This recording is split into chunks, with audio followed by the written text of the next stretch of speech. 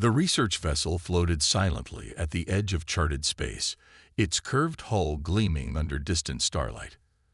Commander Daehyun stood on the bridge, hands clasped behind his back as he studied the view screen. His eyes narrowed at the strange object that had triggered their long-range sensors. "Magnify," he ordered. The image sharpened, revealing an angular spacecraft unlike any in the Galactic Confederacy database. Its dark hull was marked with symbols no one recognized, and protrusions that were unmistakably weapon emplacements dotted its surface. "A warship," Science Officer Ju said quietly, "but of unknown origin." Daehyun nodded slowly.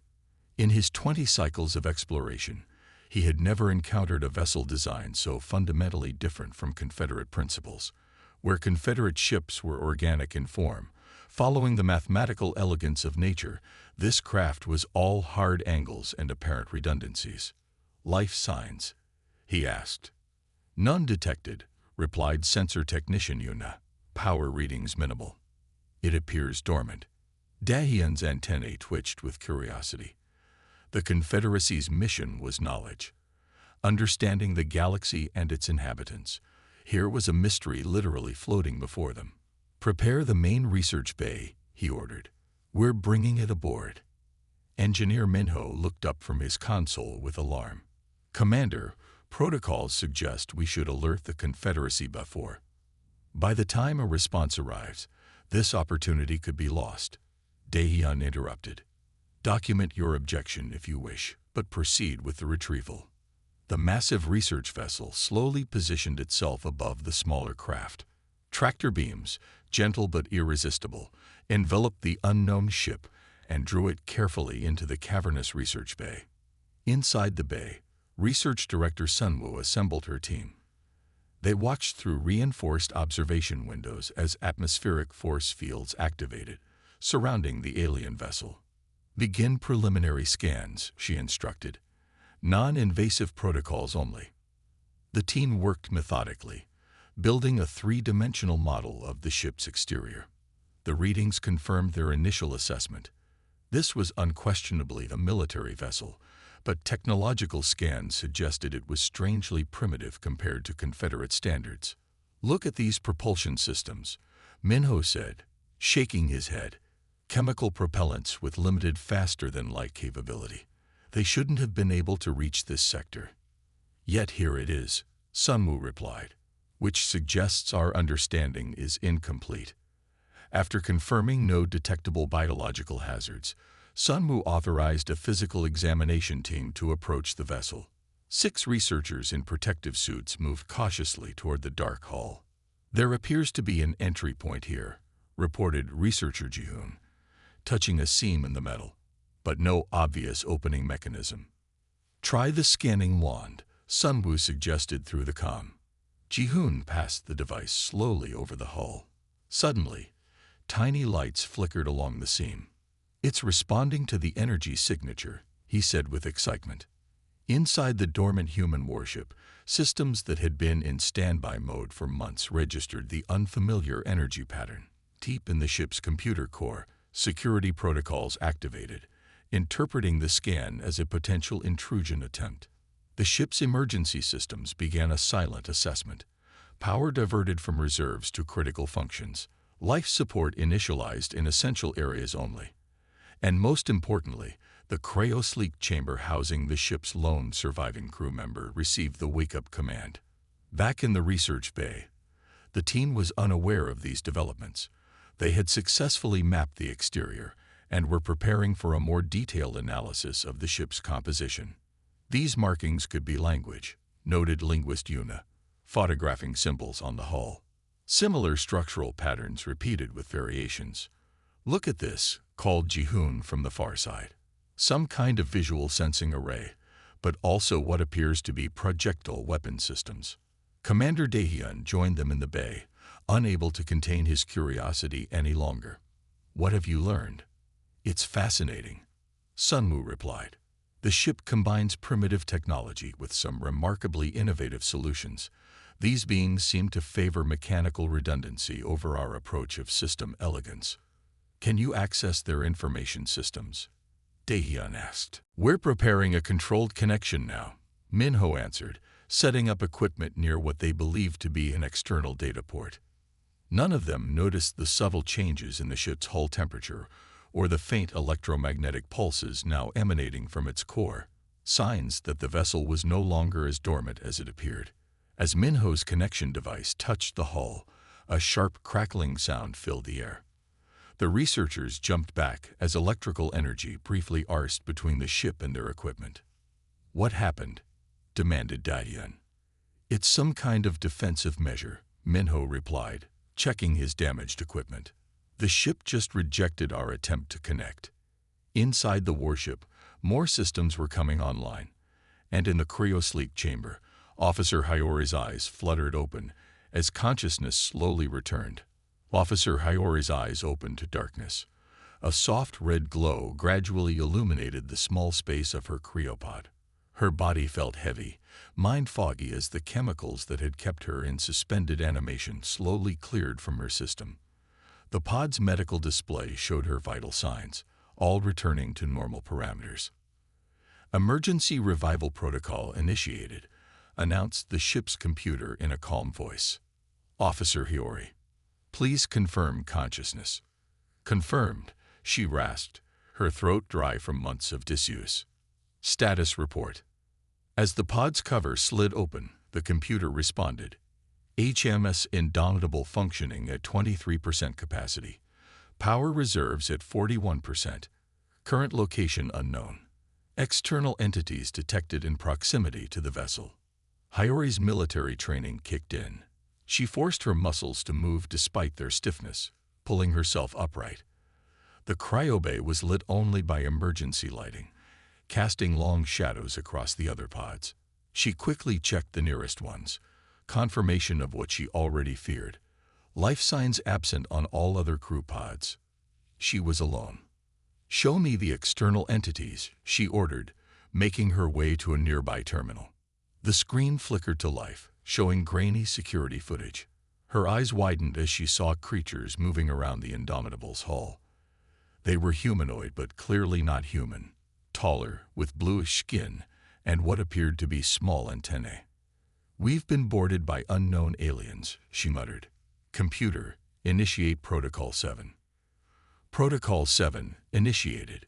Defensive systems coming online. Remaining undetected while gathering intelligence." Hiyori pulled on her uniform and made her way through the darkened corridors toward the bridge. Her mind raced with questions. What had happened to the rest of the crew? Where was the ship? How long had she been asleep? The last thing she remembered was the mission to the outer colonies, then some kind of incident, alarms blaring. The bridge doors slid open with a hydraulic hiss. Most consoles remained dark, but the main systems were functional. She activated the external cameras and saw that the Indomitable was inside a massive hangar or bay of some kind. "We've been captured," she realized. Outside on the research deck, Commander Daehyun was growing increasingly frustrated. After the defensive reaction from the ship, he had ordered more cautious procedures. "These beings clearly designed their technology with protective measures," Science Officer Ju observed. "It suggests a history of conflict, or at least significant caution." Linguist Yumna had been analyzing the symbols on the hull. "I believe I've identified patterns consistent with identification markers. This group of symbols likely names the vessel." Engineer Minho approached with new readings. "Commander, our signatures inside the ship are changing. Systems are activating throughout the hull." Daehyun's antennae stiffened with concern. "Is it preparing offensive measures?" "Unknown," Minho replied. "But internal environmental systems are definitely coming online in sequence." Inside the Indomitable, Hiyori reviewed the ship's logs. 3 months ago, the vessel had been damaged in an attack by unknown forces. The captain had ordered most of the crew to evacuate while a skeleton crew attempted to save the ship. When systems began to fail catastrophically, the remaining crew members had entered cryosleep as a last resort, hoping someone would find them. Based on the energy readings they were getting, they had been found. But by whom? The computer alerted her to movement on the hull. External entities attempting to access communication array. Hiyori made a quick decision. Allow limited access. Let's see what they want. On the research deck, Sunwoo's team was startled when a panel on the ship suddenly slid open, revealing what appeared to be an interface. Not hostile, Sunwoo argued over the communication link. Defensive. There's an important distinction. They're responding to what they perceive as aggression from us. The translation system between the vessels was still primitive, leading to critical misunderstandings. When Hiyori sent a message asking why they were attempting to override her ship's systems, the Confederate translation rendered it as a threat. "We have the right to defend ourselves," became, "We will use force to resist." Admiral Taeyong ordered his tactical team to prepare more aggressive containment measures. "If they resist peaceful integration into the Confederacy, we must demonstrate our technological superiority." On the Indomitable, Hiyori felt increasingly cornered. The ship's AI reported multiple attempts to penetrate their computer systems. She established a defensive perimeter, using the ship's remaining power to reinforce critical areas. "Their technology is advanced," she murmured to herself, "but they don't understand our systems." Human military vessels were designed with the assumption that they might be captured or compromised. The Indomitable had layers of security and redundancy that made no sense from a purely efficiency standpoint, but made perfect sense in combat situations. Commander Daehyun made one more attempt at peaceful resolution. "Admiral, we should bring in linguistic specialists. Our translation systems may be causing misunderstandings." "There is no misunderstanding," the Admiral replied firmly. "They are activating weapons systems in response to standard containment protocols. Their intentions are clear." This wasn't entirely accurate. Hiyori had brought weapons to standby, but not targeting status. But the Confederate sensors interpreted the power fluctuations as weapon charging. Inside her ship, Hiyori received a new message from the aliens that troubled her deeply. The rough translation mentioned submission to authority and integration protocols. "They think they're entitled to take control of this vessel," she realized. Earth had encountered species with similar attitudes before, with devastating consequences. Her mission orders were clear: protect Earth technology from falling into potentially hostile hands. She made her decision, activating the ship's deepest emergency protocols, systems that had been dormant since the vessel's construction. "Computer, prepare for independent action," she ordered. "Activate the Valkyrie protocol." Warning, the computer responded. Valkyrie protocol requires significant power expenditure and may damage surrounding vessels. Hiyori took a deep breath. "I understand. Begin sequence, but hold for my final authorization." As both sides prepared for what they believed was an imminent attack, the stage was set for a confrontation neither truly wanted, but both felt was inevitable. The Confederate vessels moved into attack formation. Admiral Taeyong stood on his command deck, watching tactical displays with practiced calm. Around him, crew members monitored advanced weapons systems designed to subdue ships far more powerful than the human vessel. "Containment field at maximum strength," reported Tactical Officer Dongme. "The human vessel cannot escape." "Begin system override," ordered the Admiral. "Disable their weapons first, then propulsion systems." The alien ships projected invisible beams of energy that penetrated the Indomitable's hull, designed to interface with and disable its electronic systems. On their screens, they watched as system after system in the human ship began to flicker and shut down. "Their resistance is failing," noted Donghe with satisfaction. "Their technology is simply too primitive." Inside the Indomitable, Hiyori watched her control panels go dark one by one. But unlike the aliens, she wasn't surprised. She expected it. Her mouth curved into a small smile.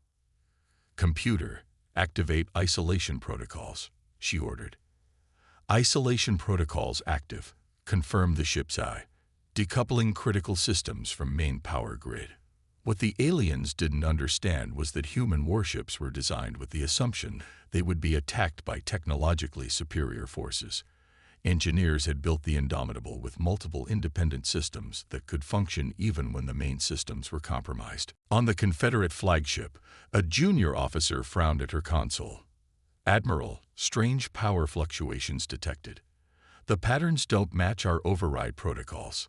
"Explain," demanded Taeyong. "It's as if parts of their ship are disconnecting from our control. Systems we've already neutralized are coming back online, but in an irregular pattern." Engineer Minho, watching from the research vessel, suddenly understood. They're redundancies. They're not inefficient design flaws. They're intentional. The ship has backup systems that operate independently. Hiyori moved through her ship with purpose, manually activating backup systems. Each section of the Indomitable could function as a semi-independent unit if necessary. It was less efficient than the centralized control the aliens used, but nearly impossible to completely disable. "Computer, analyze their scanner frequencies," she ordered as she worked. Analysis complete. Their scanning technology operates on predictable mathematical patterns. This was the key insight Hiyori needed.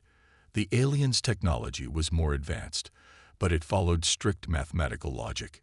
Human military systems were deliberately designed with unpredictable elements, another inefficiency that was actually a strategic advantage. "Begin counter sequence," she commanded. "Random pattern alpha." The Indomitable's remaining power suddenly surged in an erratic sequence that made no logical sense, cycling rapidly between systems in patterns that appeared random to outside observers. On the Confederate vessels, warning alarms blared. "What's happening?" demanded Admiral Taeyong. "Their power signatures are changing too rapidly for our tracking systems," reported a confused technician. "Our override protocols can't establish stable connections." Hiyori wasn't just resisting their technology. She was using their own scanning data against them. Every probe they had sent to study the Indomitable had revealed their own technological foundations. The ship's computer had been quietly analyzing this data, identifying patterns and potential vulnerabilities. "Now," Hiyori whispered, activating the final sequence. The Indomitable suddenly released an electromagnetic pulse precisely calibrated to the frequency of the Confederate containment field. The blue energy barrier surrounding the human ship flickered, creating a momentary gap. At the same instant, Hiyori engaged the ship's emergency thrusters, not the main engines the aliens had disabled, but small backup units positioned throughout the hull. The Indomitable lurched forward, breaking through the weakened containment field. "Impossible," shouted Tactical Officer Dongme. "Their engines were disabled." "They have secondary propulsion systems we didn't detect," realized Commander Dayan, watching from his research vessel. "Their entire ship is designed to function even when critically damaged." Admiral Taeyong's face hardened. "Target their propulsion with direct energy weapons. End this chase now." The Confederate warships fired brilliant beams of energy at the fleeing human vessel. But Hiyori had anticipated this as well. The Indomitable's hull began to rotate, presenting different sections to the incoming fire, distributing the damage instead of allowing it to concentrate in one area. "They're still functional," reported Dongme in disbelief. "How can they withstand such concentrated firepower?" The answer lay in another human design principle the aliens found baffling: deliberate sacrificial systems. Parts of the Indomitable were designed to be damaged or destroyed while preserving critical functions. Inside her ship, Hiyori grimaced as alarms blared around her. The Indomitable was taking damage, but remaining operational, exactly as its designers had intended. "Computer, prepare jump sequence," she ordered. "Warning: jump capability at 40%. Destination control compromised." "Doesn't matter," Hiyori replied. "Any jump is better than staying here." As the Confederate vessels closed in, the Indomitable's emergency jump drive activated, not the elegant faster-than-light technology the aliens used, but a crude, brute force method that tore a temporary hole in space. The human warship vanished in a flash of light, leaving the Confederate fleet staring at empty space where their quarry had been. The emergency jump left the Indomitable hovering just outside the Confederate fleet's sensor range. Inside the damaged vessel, Hiyori braced herself against a console as systems stabilized. Warning lights flashed across the bridge, showing hull breaches in 3 sections and critical damage to multiple systems. Computer, status report, she ordered, wiping blood from a cut on her forehead. Emergency jump successful, but drive now offline. Life support at 60%. Weapons systems functional but limited. Shields minimal. Hiyori nodded grimly.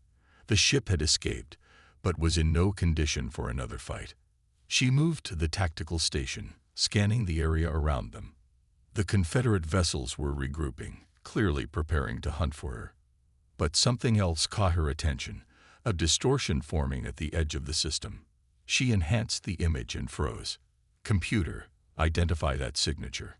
Signature matches known Krell attack formation. 3 vessels, heavily armed. Hiyori's blood ran cold. The Krell were notorious raiders who preyed on damaged ships and isolated colonies. Every naval officer knew their brutal efficiency. They must have detected the energy discharge from the battle and come to investigate. Her tactical display showed the Krell ships moving not toward the Indomitable, but toward the Confederate research vessel, the least defended of their fleet. Hiyori faced a crucial decision.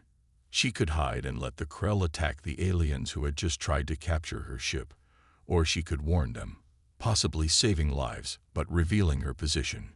Computer, open a channel to the alien research vessel, she said finally. Emergency frequency. On the Confederate research ship, Commander Daehyun was coordinating repair efforts when his communication officer looked up in surprise. Commander, we're receiving a transmission from the human vessel. Daehyun hurried to the console. Put it through. Hiyori's face appeared on screen, surrounded by the smoke and flashing lights of her damaged bridge. Even with the translation system's limitations, her urgency was clear. Hostile vessels approaching your position. Raiders. 3 ships. You have minutes to prepare. Daehyun's antennae stiffened in alarm. He checked his own sensors and saw nothing, but the human instruments might have capabilities his did not. Why are you warning us? He asked. Because they're worse than either of us, Hiyori replied simply. Just then, the Krell ships decloaked, appearing suddenly on Confederate sensors much closer than should have been possible. Their black, spike-covered hulls resembled predatory sea creatures from ancient times. Admiral Taeyong's flagship immediately moved to intercept, but it was too far to reach the research vessel before the Krell arrived. Hiyori made her decision. Computer, plot intercept course. Bring weapons online. Warning. Defensive capability severely compromised. Acknowledged. Execute. The damaged Indomitable surged forward, positioning itself between the research vessel and the approaching Krell ships. This maneuver revealed her position to the Confederate fleet, but also placed her as a defensive barrier. On Admiral Taeyong's bridge, confusion reigned. The human ship is moving to protect our research vessel, Tactical Officer Dong-hee reported, bewilderment clear in his voice. After we just attacked them? Taeyong asked, his rigid military bearing slipping for a moment.